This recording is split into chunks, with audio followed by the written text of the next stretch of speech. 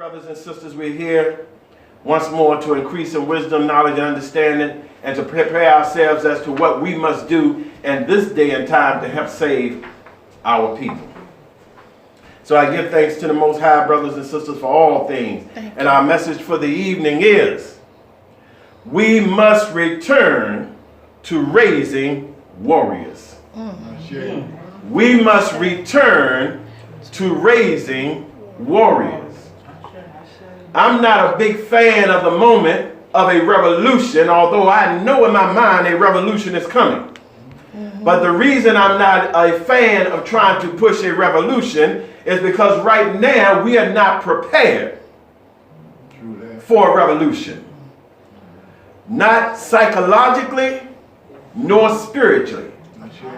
We have thousands, hundreds of guns that we are purchasing, but as I say, when you look at the outcome, we're using it, or those weapons, only on self. We lost a young brother today in Chesterfield County, and he's not the only one in America we lost to gun violence. No. Every day we're killing ourselves. We're not psychologically prepared. We're not spiritually prepared. And we don't have the love that is needed yet to kick off a revolution. But we need to go back. I said go back and return to training warriors because we're no longer training them. We used to say, or should I say, we are saying, I used to say, our warriors are all out in the streets. But I stopped saying that because the brothers out in the streets are not warriors. They're thugs and criminals because warriors are defenders and protectors. Come on. That's what a warrior is. So I'm no longer tagging them as warriors. I'm tagging them as thugs and criminals until we train them psychologically and spiritually and morally. They are not true warriors. Warriors do not attack their elders. That's right. Rob their elders. That's right. Kill and murder their young. And definitely we do not, because we're angry brothers, murder our women. These are the three things that the thugs and the criminals are doing. Harming the elders, harming the youth, and harming our women. No, true warriors are to protect and to defend. Isn't that correct? So correct. So let us begin reading Psalm 127. Psalm 127. And we want to read verses 3, 4, and 5 of Psalm 127. And I'm going to ask Sister Zakiya if she would read it for me, if that's all right. 3, 4, and 5?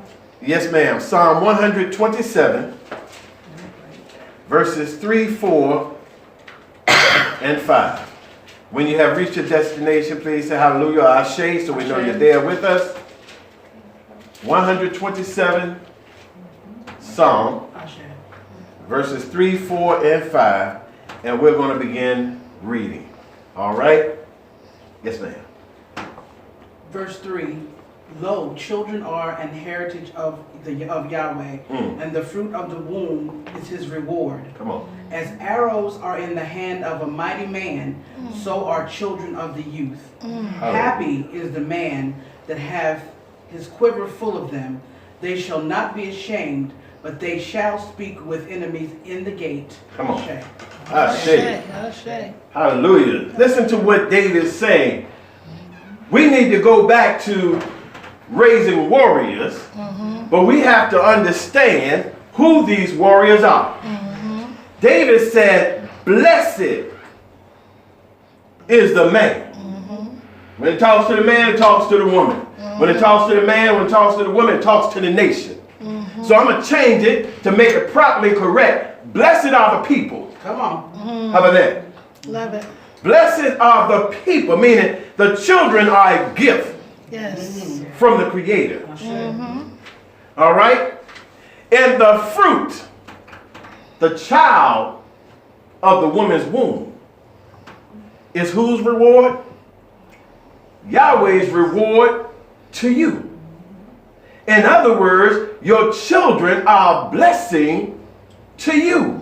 This is my reward to you. I'm rewarding you with children. Why? Because children are your future. And as they grow up and grow old and pass on, children coming behind them will be their future. See, we're not raising warriors anymore because we're not looking at the future. That's right. We talk about the oppressor, but what are our plans to stop the oppressor? It's all in scripture. The people to stop your oppressor are your youth. You prepare them to fight your battles. How are we preparing our children to fight our battles when our children are constantly fighting us? They fight the parents, they fight the teachers, Yes. they fight the elders, they fight the community.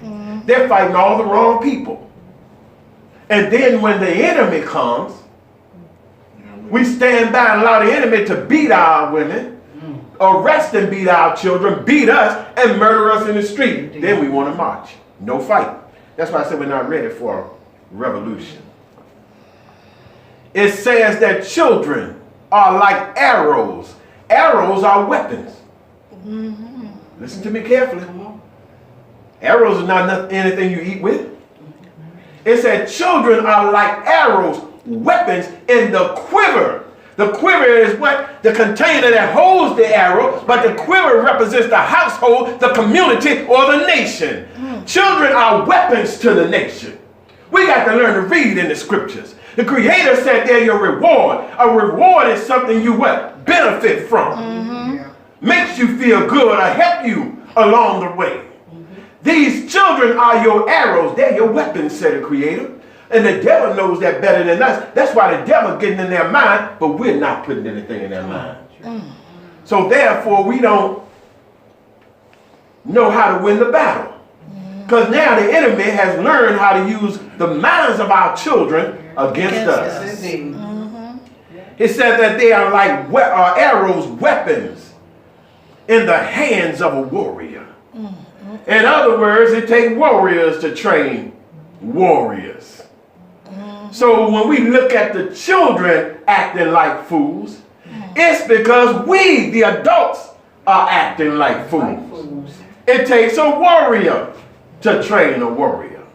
Isn't that correct? That is correct. That is correct. Yahweh says children are to protect you against the enemies at the gates. In other words, the elders shouldn't have to worry about what the government is doing, the politicians are doing, the police are doing, the enemy is doing. It's your children who will stand up publicly with no fear. It says no shame. That means no fear. But our children are not able to stand up anymore and fight for us. Why? Because we have allowed America to take the warrior spirit out of them. What are we raising now? Can I be plain? Come Keep it on. plain. We're raising a bunch of faggots, Come on, Doc. a bunch of homosexuals. We're raising a bunch of criminals. That's what we're raising. A bunch of young people who just want to curse and be vile in their mouth and in their actions, but we're not raising warriors to protect the nation. And the reason we're not raising them to be warriors, because if the children are a gift from the Creator, the first thing you got to put in them is the Creator. We're not putting anything spiritual in there. Because it is spirituality that makes us a people. Every African culture, society you study is built upon their spirituality, connected to the Creator. And because we got away from worship and too ashamed to pray and don't want to sing the spiritual songs anymore and make mockery of it and say it's foolishness, now the children coming behind us think the same way. All that God stuff and that religion stuff and that spiritual stuff ain't no good. Because we integrated with the white man and got the white folks' mind. That's right. And we passed that mind now to the minds of our children. So now the children think like your enemy. Attack the black. Good God Almighty. Attack the Yes. black. Attack the black. Blessed are those whose quivers.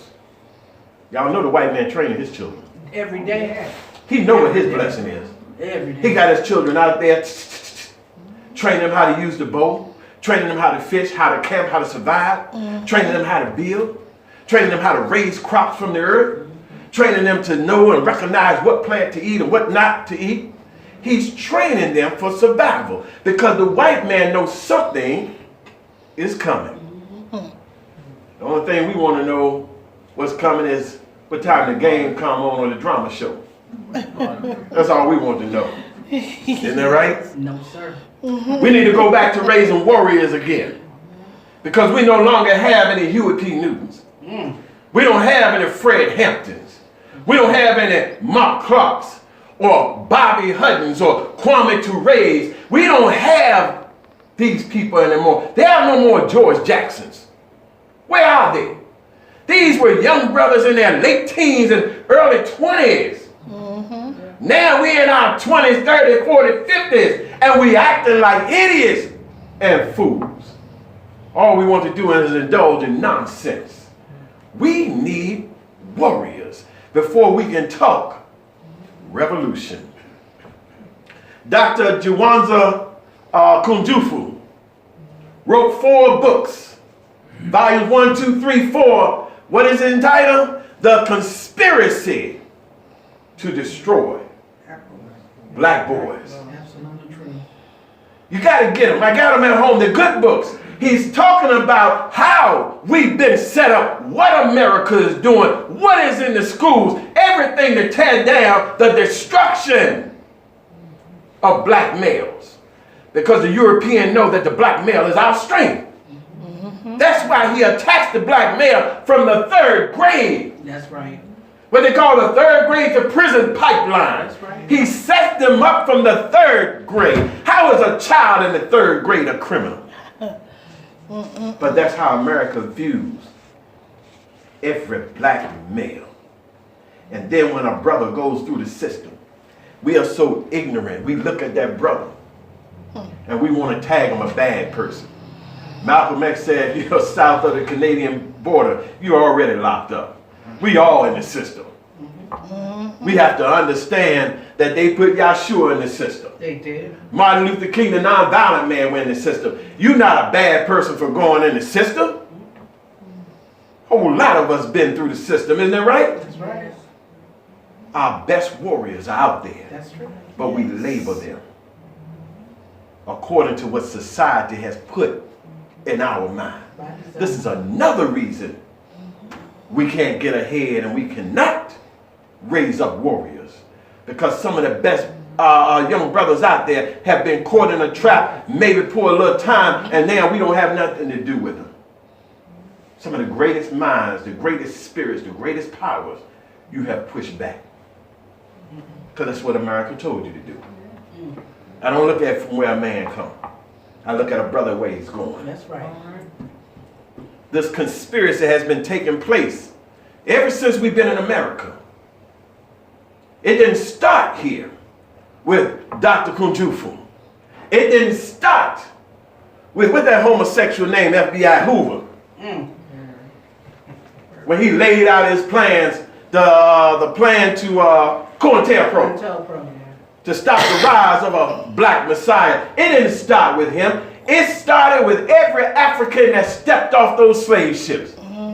Every black man who set foot in the Americas and on the islands in any other enslaved country was looked as a potential messiah, a neck turner, an upriser, a rebellion. So most black males, they castrated. When they saw a little fire, and read your history, they castrated the black males and made them to be eunuchs. Some strong black men, they raped in front of the other enslaved African to break his spirit and to break their spirit. This is the type of beast we're still dealing with. That's right. A man will rape another man and put fear in his people. See, they don't show you that in the slave movies, do they? But it's in the history. And guess what? If you study, it's not in black universities as it is revealed in the white universities. It's a different history that's taught. Yes, it is. And white universities than your HBCU universities, because they don't want us to know. My wife and I, we were getting dressed in TV on, looking at the news, and we see this commercial. I can't remember what the commercial is about, but white man sitting at the table eating, his black wife eating, and they got a mixed child. Oh, yeah. They're promoting this Yeah. integration to further get us deeper into it, because they definitely don't want us to know who we are. And now many of us don't want to know who we are. Arrows are our weapons. Yes. That's our you. Let's go to the wisdom text, brothers and sisters, page 64. Page 64. Oh, okay, Sprinkles the kid got it for us. And as we read, page 64, as we read, we're not going to read it all one time. We're going to read it line by line, and we want to break it down. Is that all right? Absolutely. Wisdom text was pulled away from which is wisdom taken from the Metanetta. All right? We're going to read starting at number 12, right there. We're going to read that paragraph. So start reading. I'm going to say stop. Where I want you to stop, I'm going to explain that and we'll pick it up. All right. Okay. If thou wouldest be a wise man, beget a son for the pleasing of the God.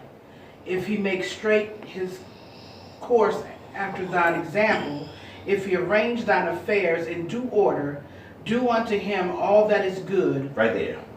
Hallelujah. To be a wise man. What is a wise man? A wise man is one, if he begets a son for the pleasing of his creator, meaning all of his children, he set them in order to please his God, as he himself has set out to please his God. In other words, you raised them and trained them to be spiritual beings. You raised them up to be righteous men and raised them up to be righteous women. Isn't that correct? Yes. That's what it says. It goes on to say, and if he follows you, meaning he makes straight his course after your example. You got to be example, brothers. You just can't be example to your son. You got to be example to all of our black youth, our males, our boys. Why? Because we constantly say it takes a village to raise a child. But then we don't want to act like villagers. All right, so we have to be examples. And that's where we have slipped, because now the brothers and the youth, the black men in the black community are doing what they're doing, because when we integrated, we stopped being examples.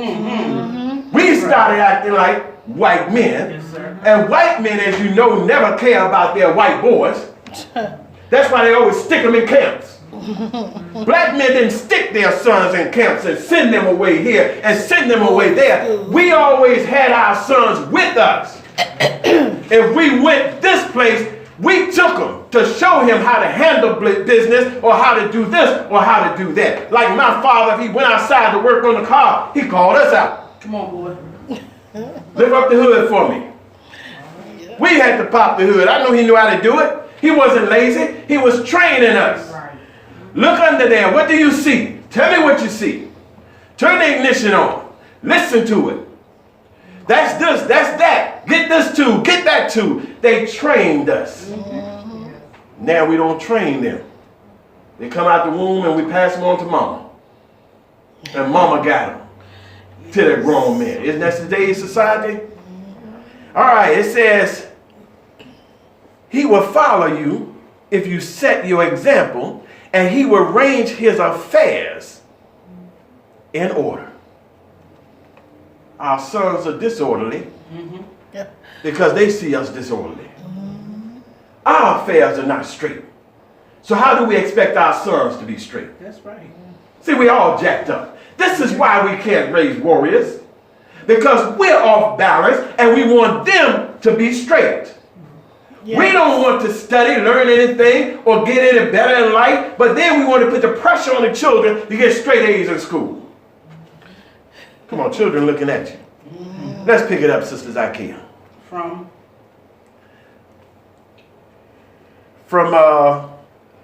if he arranged, let's take it from there. If he arrange thine affairs in due order, do unto him all that is good, for thy son is he, begotten of thine own soul. Right there. If he's following us, if those black youth are following us, we should do everything that is good for them because they have been begotten from our souls. Now let me hit on something. Y'all hear me say it a little while back. We are not the ancestors because we're not acting like our ancestors. You can't claim to be the ancestors if we're not in due order. Right. The children are begotten from our souls as we are the souls of our ancestors. So in other words, I said that because I want us to recognize that in order to be our ancestors, we got to go back to the minds and the actions and the traditions of our ancestors. We just can't say we're the ancestors. We got to live the ancestors. We're just talking now, but we're not acting out. Come on.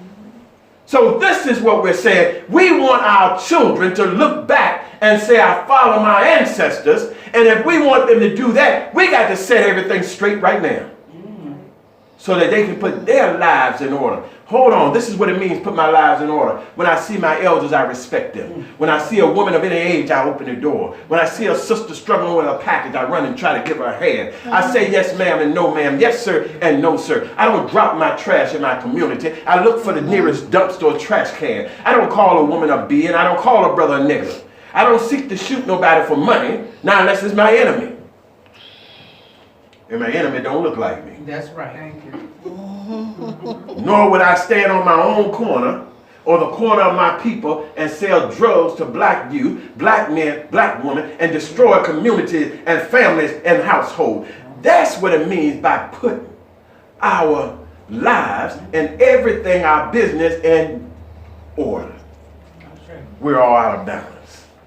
Let's pick it up, Sister Zakiya, behind that. Sunder not thine heart from him, or thine own begotten shall curse thee. If he be heedless and I'm sorry. Stop right there. Okay. Sunder not, separate, divide not your heart from your youth. What would happen? They would do what? Turn and curse you. Y'all see the Purim Haru, like the Torah, Bible, and Quran is talking to us today? The wisdom text, thank you. We have divided ourselves from our children. Yes, we have. We separated ourselves from our children. Meaning we have walked away from them and did not show them any love, any care, concern, teaching, or instruction. So now they have grown up a different being. Now they curse mother and father. If the elder try to correct them, they will curse the elder. You and I can't look at them, brothers, without them cursing us, asking us what the blank you looking at. If they get angry at a sister for not giving him their body, come on, they will curse and possibly beat the sister. This is truth. What did our ancestors back then see that would come if we did not adhere to the teaching? Do not divide. We divided from them. That's why we can't raise any warriors. Let's go on, please. If he be heedless and trespass thy rules of conduct, and is violent, if every speech that cometh from his mouth be a vile word, then beat thou him, that his talk may be fitting.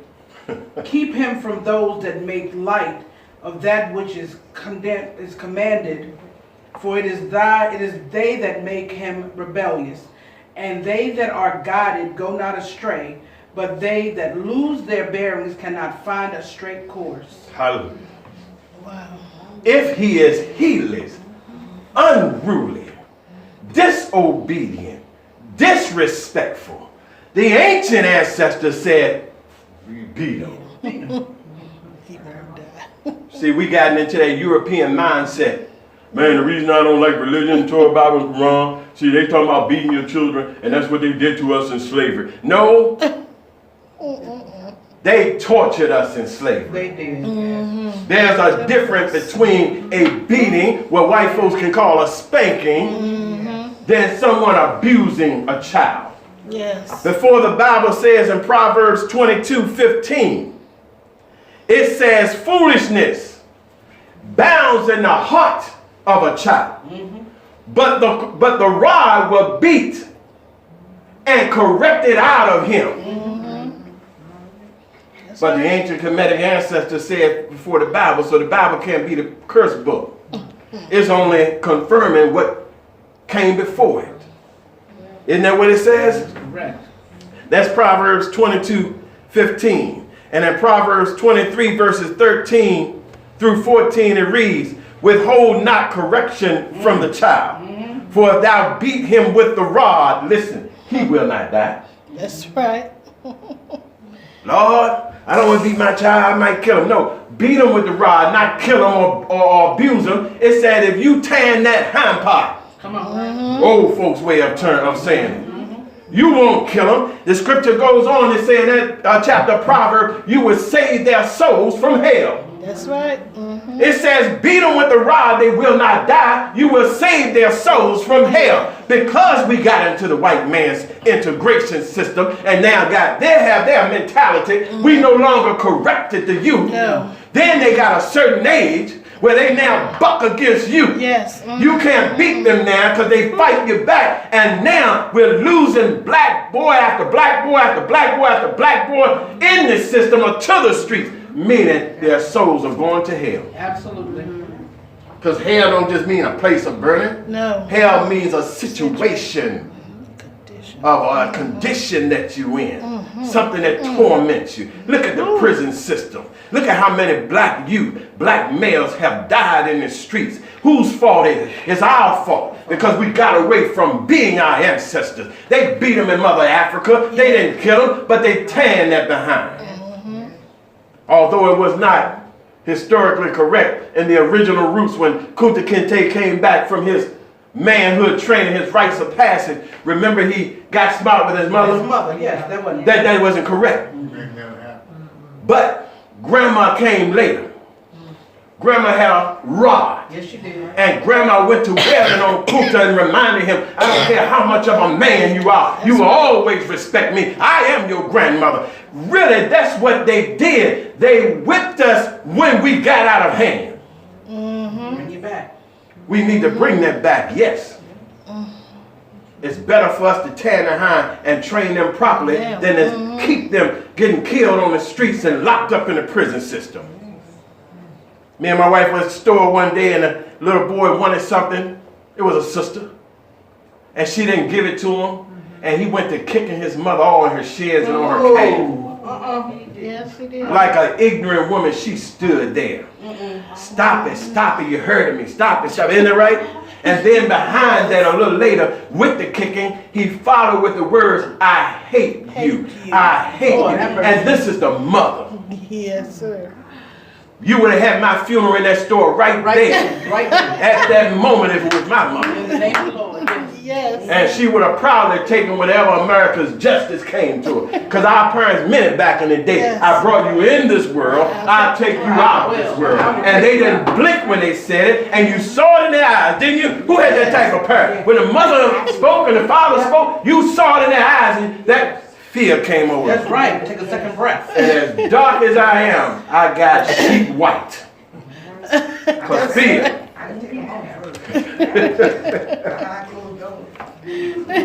But you got him, won't you? Now to do you would have got him. It goes on to tell us how to train them and how to keep them from what? Bad company. Because bad company will teach them how to be rebellious. Listen to this. Our parents used to tell us, stay away from that boy, or don't go near that girl, stay away from that crowd. They used to warn you. And if you go around them, you better not bring that stuff in my house. Now, we let our children run with anybody. White people. Oh, every time you look, white folks They just in black folks' houses, we riding them around with our children. And here it is in this day and time. I know y'all heard about it. What school was it?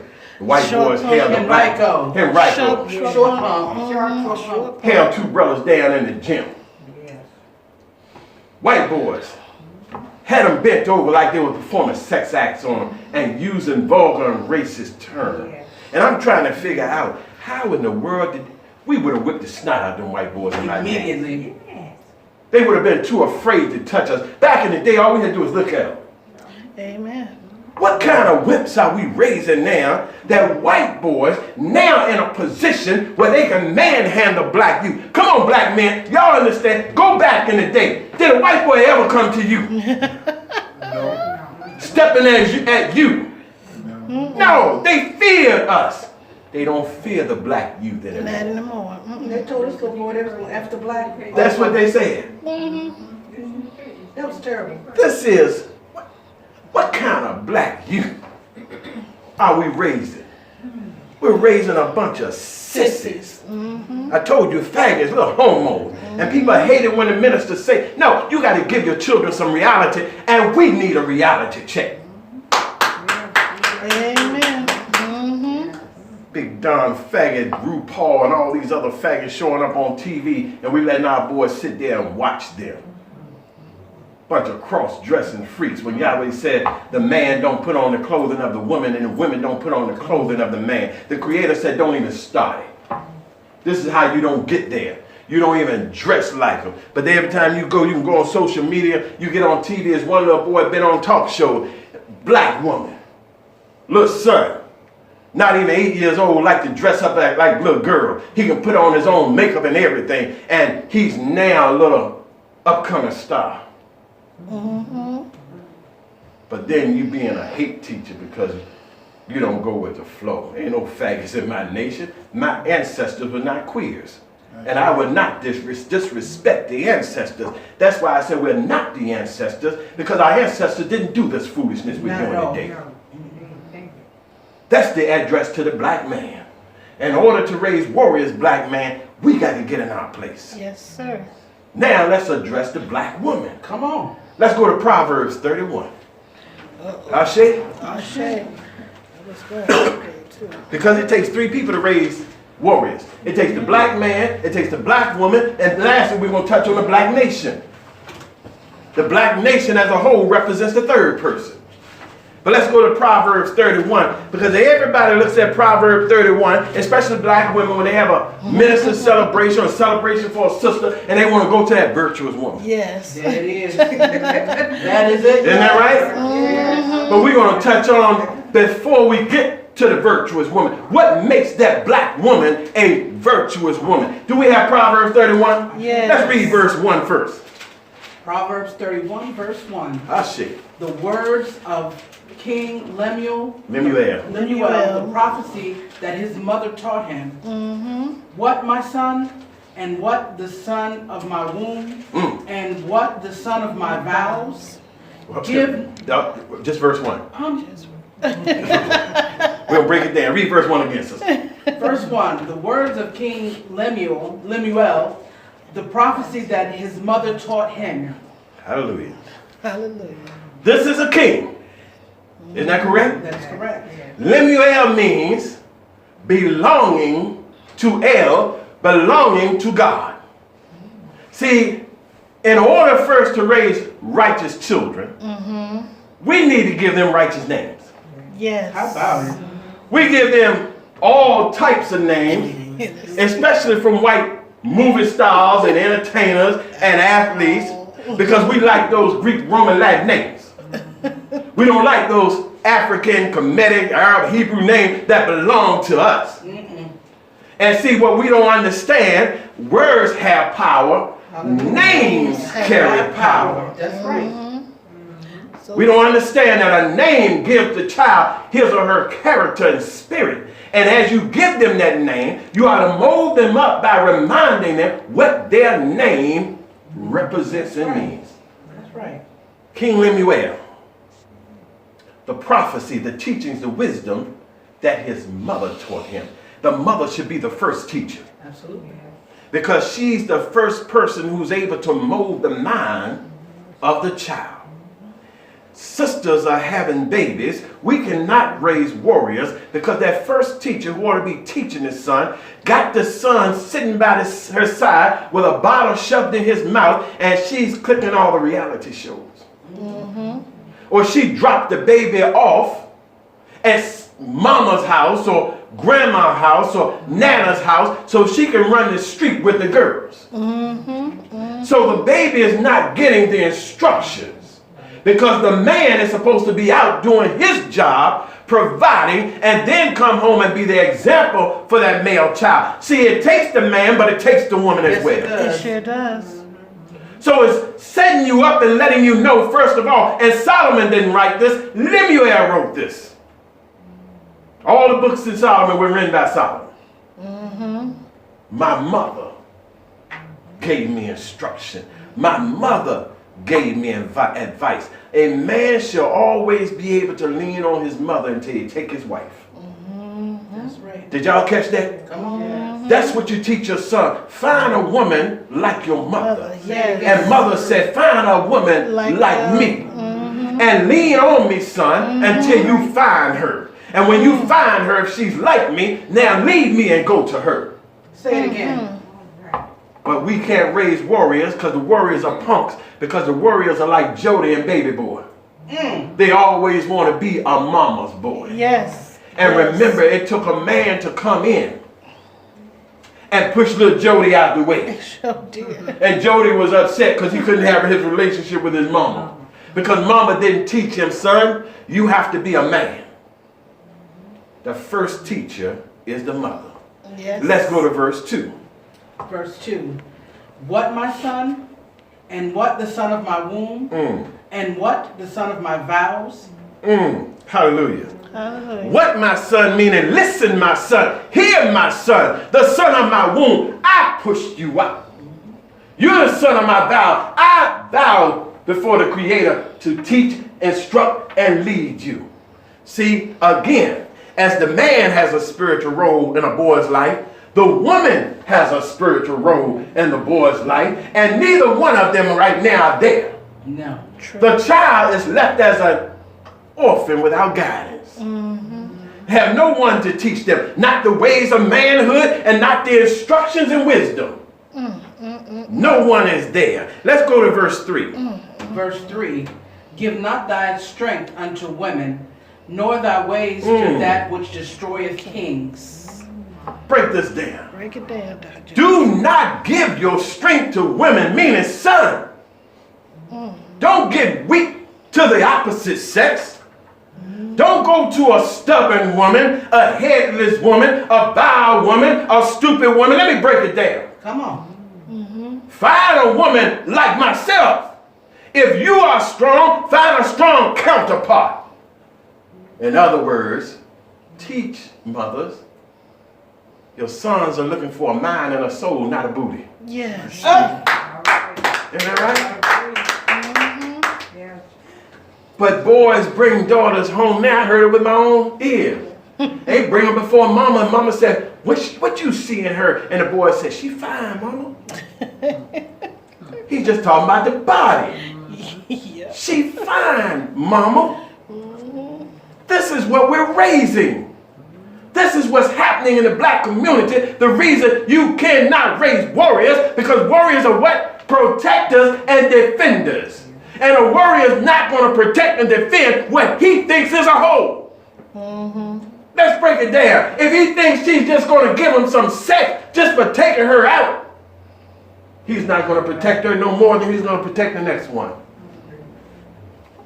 We're raising the wrong type of people because we're sitting ourselves and our children in front of things like power and empire and scandal and this foolish one and that foolish one, right. Basketball, wives, what the other coon show names? All of them. All of them. Teaching us the negative behaviors of the white man because they're written by white people for white people with only black actors and actresses. And we think this is reality, so we live out the scenes that are put before us on this stupid tube.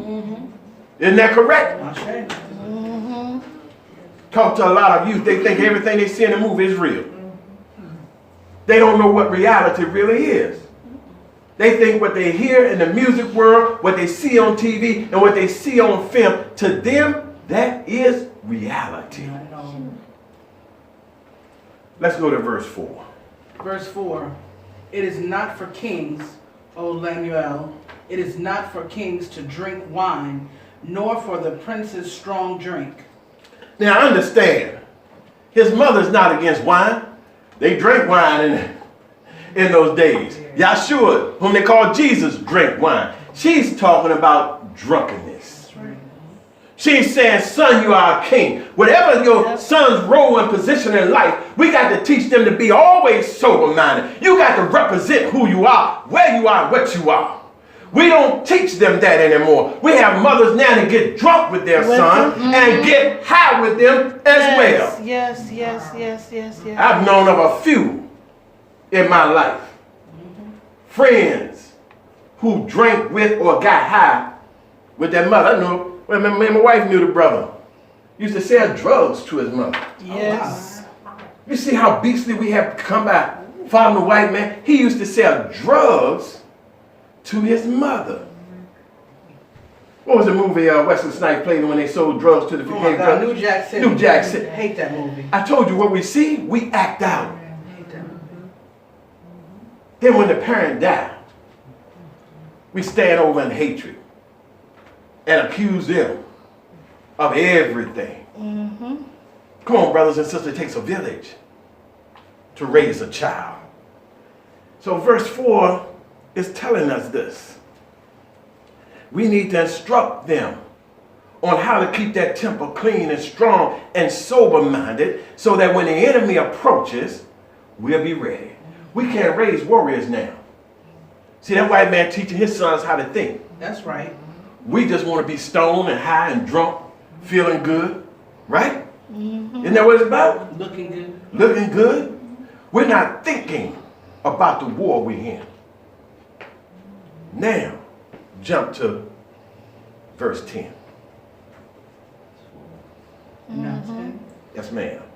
Verse 10. Verse 10. Who can find a virtuous woman? Break For it her down. price is far above rubies. Now she's asking the son, who can find such a virtuous woman? And then she goes on to tell her son what that woman is worth. Son, if you find a virtuous woman, that woman is worth more than any rubies, diamonds, emeralds that someone can give you. But listen now, look deep into it. The first thing she had to give him in order to teach him how to find such a woman is an example. That's right. Mama got to be a virtuous woman in order for the man to find a virtuous woman. Then if you read on down to verse 31, she gives the qualifications of what a virtuous woman is. But mama got to be the first teacher and the first example so that young man can go out and learn to be a warrior, because then in his mind he'll know how to protect and defend every black woman he sees. That's right. Because in every black woman I look at, I should see my mother. That's right. So true. I play with my wife sometime and I get a little rough and she said, you wouldn't treat your mother like that, would you? And it make me back up. I feel convicted. Exactly. Because when you get to playing, sometimes you can forget yourself. That's right. Yeah. And Queen Asana, when she knows she can't beat me, Would you do this to your mom? would you do this to your mom? Right on. I got to back up. That's what it does to the black man. It reminds him that this is a virtuous creature in your life. She's far beyond any ruby or diamond or emerald or stone they can put on the market. There's nothing more valuable, black man, than the black woman. But we take everything over her. You better speak that. And now the white man taking all. Snatching them up. He's loving them. He's showing them a beautiful lifestyle because he got what? The money. And they're running to him because, not because we don't have it, but because we don't show the love. That's right. That's right. That's why the black woman running to the white man. All she wants us to do is show love. You don't have to be a millionaire. You don't have to have a mansion. You don't have to have the finest car. If a brother show a sister some sincere love, she know this is a warrior. That's if true. anything happens, this man going to jump in front of a lion to protect me, because that's what a warrior does.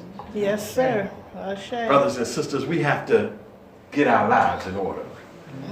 Go to James 1:27, and I'm going to go to the Quran, Surah 98:17. James 1:27. James 1:27 and Surah 98:17.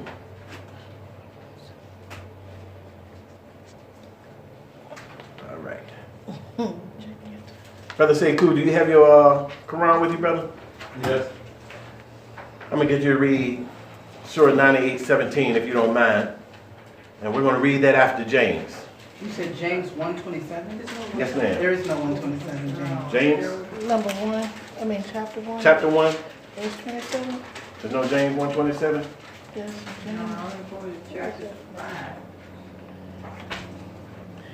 James chapter 1, verse 27? Yes, there's a chapter, 1 chapter, and verse 27. Oh, that's it. Okay, chapter 1, verse Chapter 1. 27. Okay. Verse 27, excuse me. Okay. James chapter 1, verse 27. All right, we're going to read James 1:27 and then from the Quran 89:17. Ashe? 98:17. That's a 98. Y'all forgive me. Surah 89:17. Surah 8. Hey, You excited? It's all right. what's the gospel song? I'm only human. Okay. Y'all remember that one? Yes. All praises be to the Most All High. praises. All right, James first and then Surah 89. James 1, verse 27.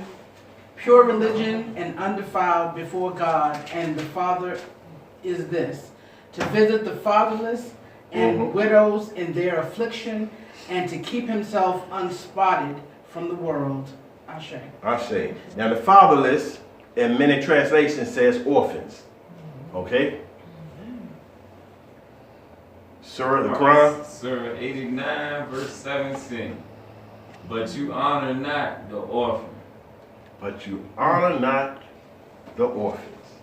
True religion. One of the keys in true religion is to honor the orphans. Now, let's break this down. Most people know the main definition of an orphan, mean a parentless child or a fatherless child. Other definitions of orphan that's not used in society is a deprived child, a weak child. An orphan, in other words, can have both a father and a mother. But he or she is one who is deprived or one who is weak, meaning they get no love, they get no attention, and they're not taken care of. Thus, they are also classified as orphans.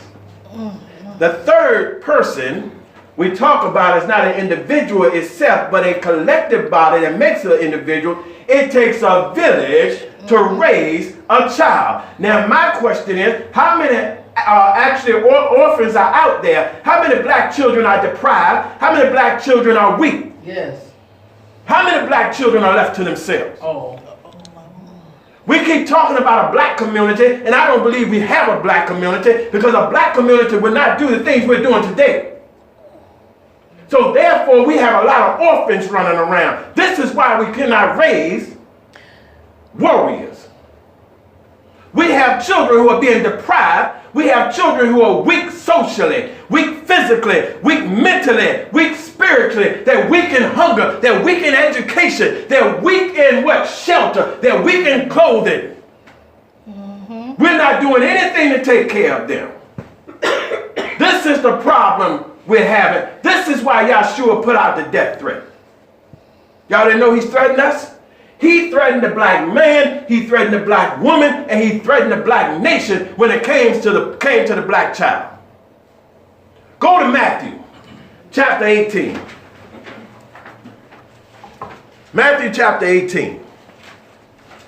And just read verse 6. Matthew chapter 18, verse 6. Matthew chapter 18, verse 6. Verse 6. But those who shall offend one of these little ones which believe in me, it will be better for him that a millstone were hanged about his neck, and that he were drowned in the depths of the sea. Ashe. Ashe. If I'm standing, if this is my home, and there's a man outside threatening to do something to my child, and I said to the man outside, it is better for you to stay out there than to come in here and harm my child, what am I doing? I'm trying to defend your child. I'm trying to defend my child, but I'm giving you a warning, right? That it's better for you to stay out there. Because if you come in here, I'm going to do something to you. If Yahshua says, if you offend, harm, hurt, endanger any of these children, it's best you put a big stone around your neck and cast yourself in the sea, meaning it's better for you to commit suicide. That's a death threat. It is. It's saying it's better for you to kill yourself than to deal with me. Yep. That's what Yahshua is saying. If I'm wrong, somebody correct me. Can't do it. Right. He's saying if you hurt these little ones, do you understand that we, the black community, the black woman, the black man, is harming the black child every day? Every day. We're murdering them. We're hurting them. We're vexing them. We're causing them pain and anguish and distress. Why? Because we're not preparing a tomorrow for them. We don't have a future laid out. We don't feed them correctly. We don't house them correctly. We put more money on our backs and in our automobiles than we put on our children. Unfortunate. Absolutely. Then when the child is in need, most of us say, you don't need it right now, you can get back. We got a lot of orphans right in our homes, in our communities, in our schools, in our churches, in our temples. Everywhere we go, we got deprived children. And we're not taking care of them. But we want to blame society for everything that happens in the black community. And on the way over here, my wife and I was talking, I told her, I'm tired of us blaming. We know the root of our evil, but why aren't we stopping our own evil now? You can't put everything now on the white man because now we've learned to imitate and act like white folks. It was different with our ancestors who did not have this nature, but now we are taking on this nature freely. Nothing is being forced on us. Nothing is being beaten in us. We're not being lynched to act like them now. We choose. Do we not? To say that the white man making us do something is to say we don't have a mind, and the Creator said, no, you have free will, meaning you have a mind to think freely. So when a white man puts something out there, we don't have to follow it. We don't have to tread in it. We don't have to imitate it. We don't have to assimilate to it. All we have to do is say, no, that is not of our culture, not of my heritage, and my ancestors would not have done it, so neither would I. So Yahshua put out a death threat. That's good. The Apostle Paul said in the book of Colossians and Ephesians, it said, do not provoke your child to anger. He said it twice. Do not provoke your child to anger. Listen to the Creator. The Creator told the child to honor the mother and father, but he turned around also and said to the parent, don't you provoke them, that they may honor you. In other words, don't do nothing out of the ordinary to make them angry. That's right. Our children want a life, and you're wondering why they're angry out there. We don't have any economical power for them, and you're wondering why they're robbing and selling drugs.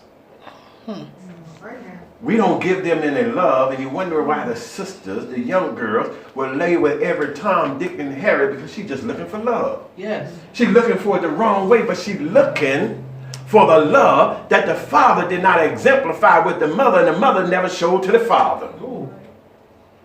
And then she's following the same pattern that most parents of the children see. If her father is married to the mother, she see daddy running with every woman. If daddy is single, she see 100 women in a year. If mama is single, she see every man going in and out. Front door to the back door, and a new man is in their life. That ain't none of your business, Pastor. Yes, it is. Because if it takes a village to raise a child, every black child belongs to me. That's right. Amen. How I affect them and how you affect them Yes. plays a role in both our lives. So brothers and sisters, we need warriors. Before we can talk revolution, we need warriors. And a warrior is a man, a young man, who knows the difference between his people and his enemy. He is one who knows I'm here to protect and to defend my family my people, my nation, my race. We need to go back again to raising warriors. Stop raising these little faggots. Because that's what we're doing. Mama's having sons now, especially a lot of single mothers. Come on, Doc. And they treating the son like he's the little daughter.